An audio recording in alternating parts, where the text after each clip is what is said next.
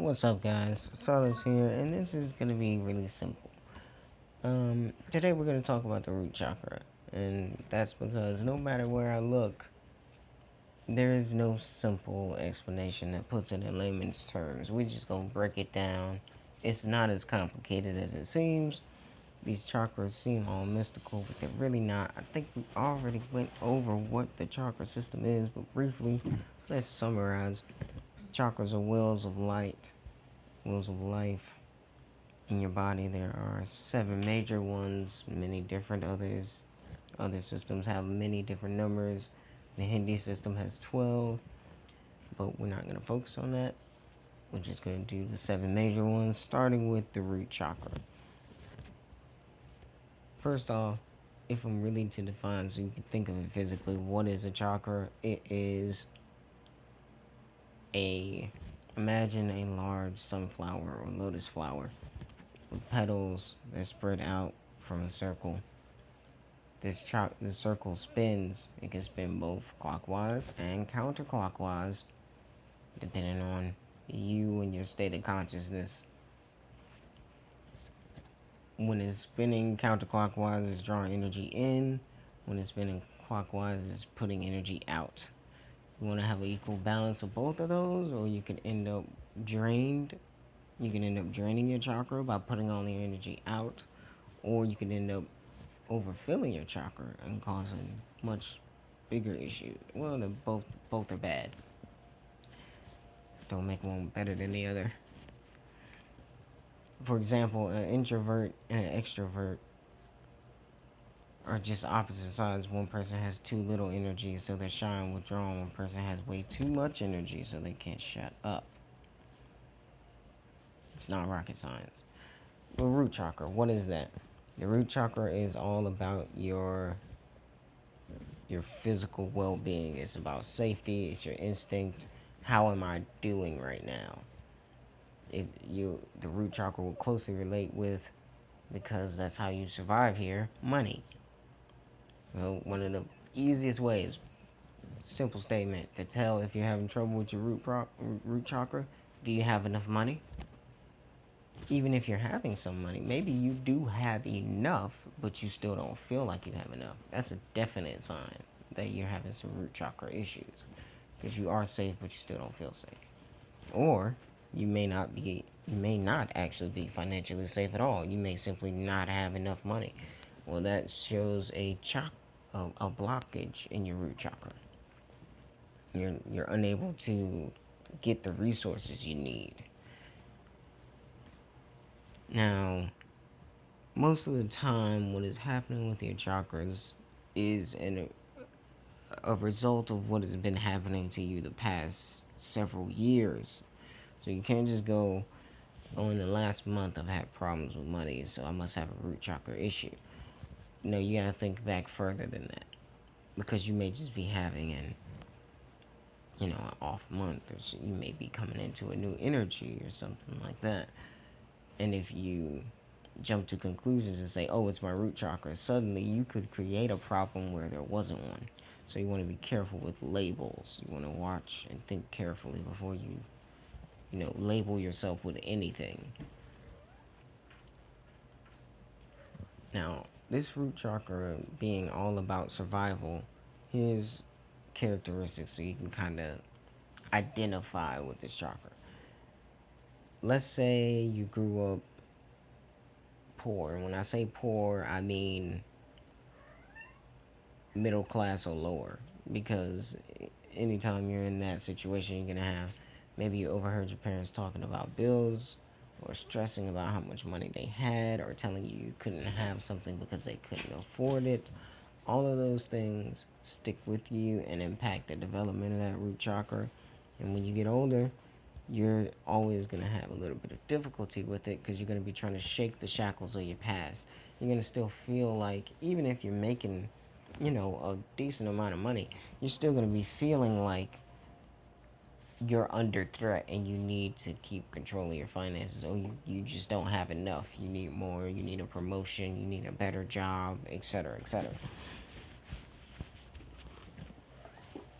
Even, let's say, if you were raised with enough money around, but you have an overactive root chakra, then this is where you get your workaholics. You get your people who they just go, go, go. No money is ever enough. There's always something. Some these people won't spend their money. They'll bank it and bank it and bank it and bank it and bank. They won't buy anything. They'll live like they're poor and make money, which is just crazy to me. But hey, I'm on the opposite side of the spectrum, so that's why it's crazy to me. These are your hoarders. They'll keep things they don't need. And see, here's the problem when I say with labels, you gotta be careful because, let's give a personal example.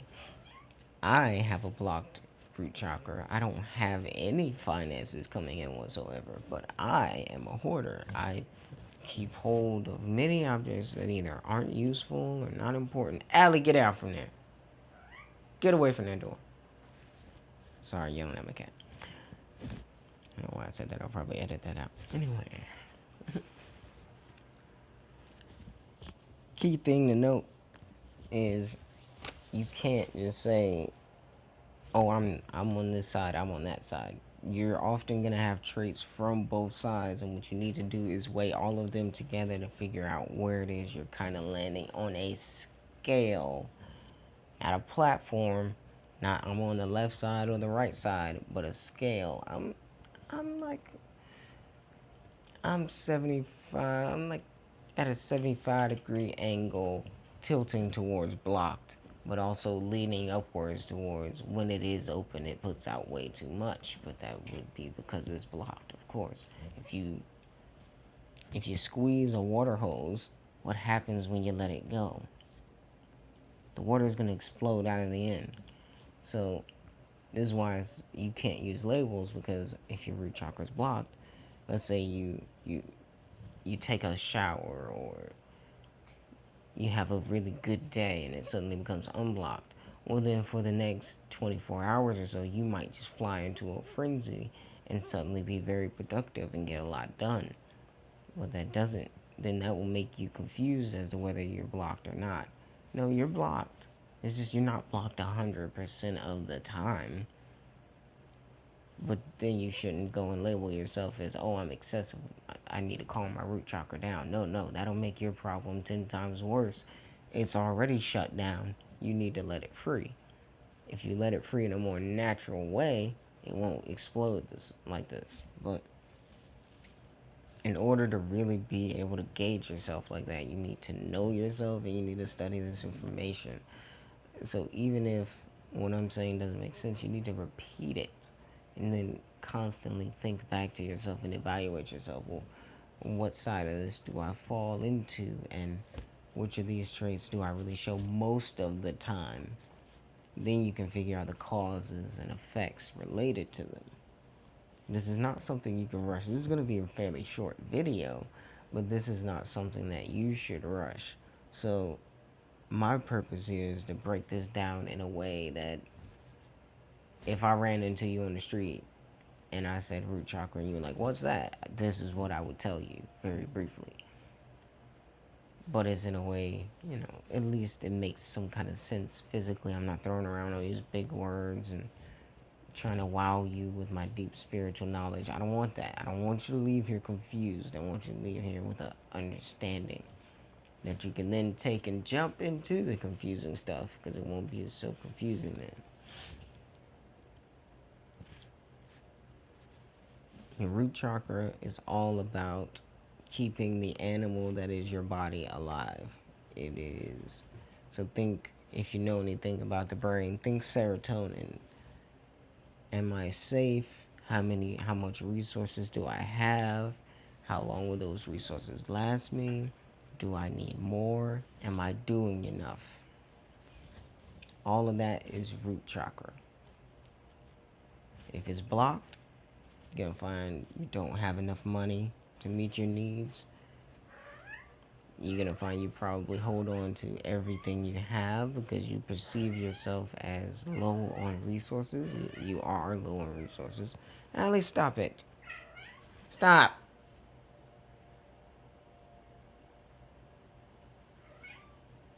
Stupid cat. You're gonna perceive yourself as low on resources.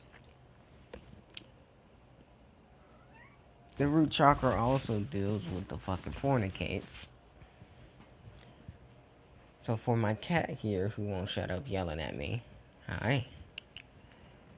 She has a very strong root chakra, and it makes it so that when she does get in the heat, she's very obnoxious. She runs around screaming and yelling.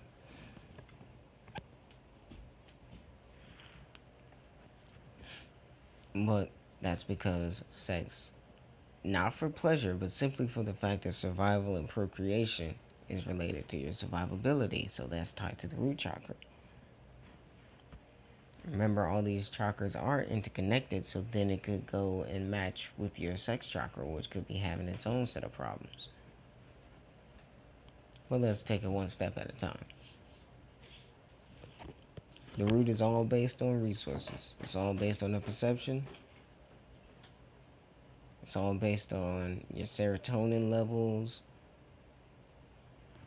For instance, alright, serotonin is basically the neurochemical that mimics your root chakra, because it's all about your perception of status and resources, which is what the root chakra governs.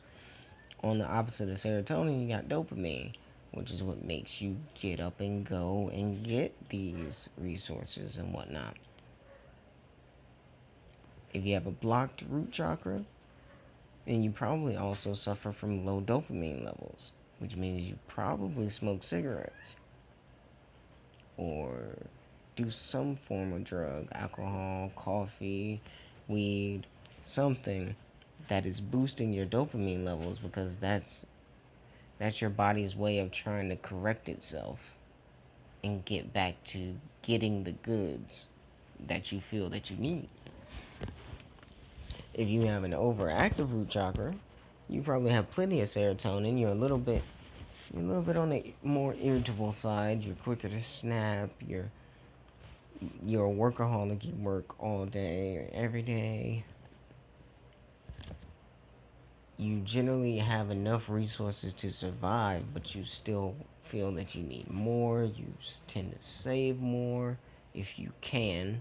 You will find these people saving more money than they spend, but most of the time that's not possible, because in low income, even if you have a strong root chakra but you're still low income, you're not saving money because you can't. You're living month to month, so you won't see those people saving money. But a sign so that you can still be able to tell would be you spend all of that money before your next, and you're waiting impatiently for your next paycheck because you really need it and you know it's coming, so at least you have that. But as soon as it gets there, you're ready, you're waiting.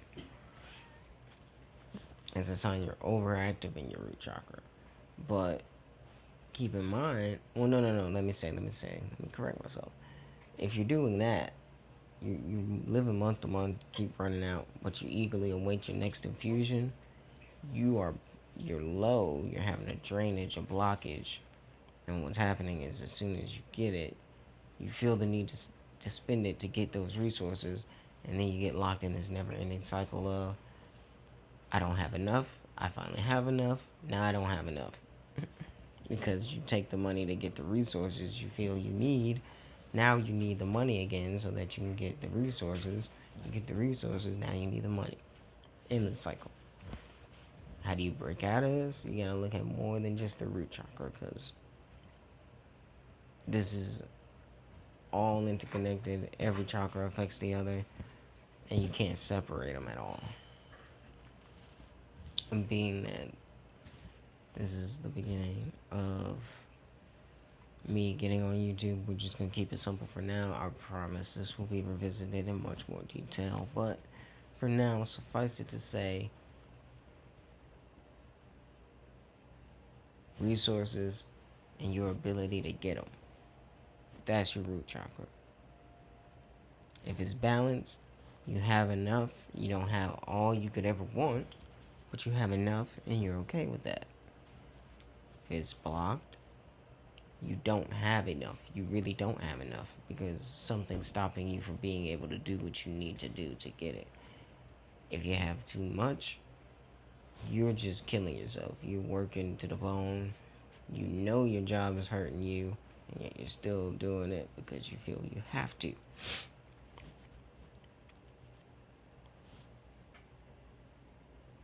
I think I'm going to stop there because I do want to keep this simple. I do want to keep it simple. And I will be going through each one of the chakras individually and then coming back and doing a look at them all as a whole. So, for now, this will do is a good introduction.